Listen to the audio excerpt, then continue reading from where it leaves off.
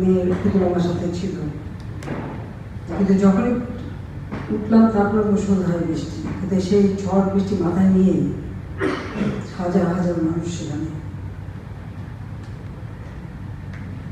মালিক মেয়াবাড়িতে সেখানে মিটিং প্রায় অন্ধকার হয়ে আসছে, সেখানেও বক্তব্য রাখলাম। সব থেকে বড় কথা হলো যে আমি যখন যাই, কামাল জামাল রাসেল খুকি রয়েছে সবাই এয়ারপোর্টে ছিল, আর আমি যখন ফিরে আসলাম হাজার হাজার মানুষ, কিন্তু পরে নিতে সাইসের খবর।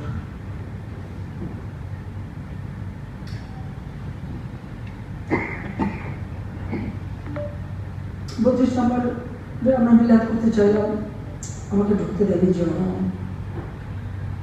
উল্টো বলছিল যে গাড়ি দেবে সব দেবে, আমরা তার কাছ থেকে আমরা কিছু নেব না, খুনির কাছ থেকে আমি কিছু নিতে পারি না।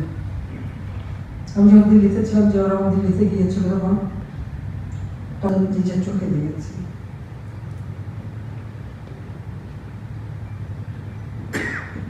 আজকে বঙ্গবন্ধু শেখ মুজিব নেই, কিন্তু তাও বাংলাদেশ, এইটুকু বলতে পারি যে কিছুটা হলেও তিনি যা আকাঙ্ক্ষা নিয়ে দেশ স্বাধীন করেছিলেন এবং যে মুক্তিযুদ্ধের চেতনা নিয়ে দেশ স্বাধীন করেছেন, কিছুটা হলেও সেটা আমরা বাস্তবায়ন করতে পেরেছি।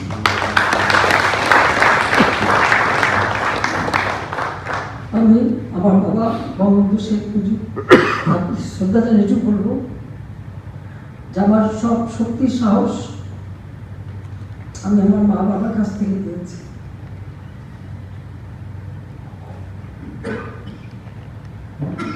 যেদিন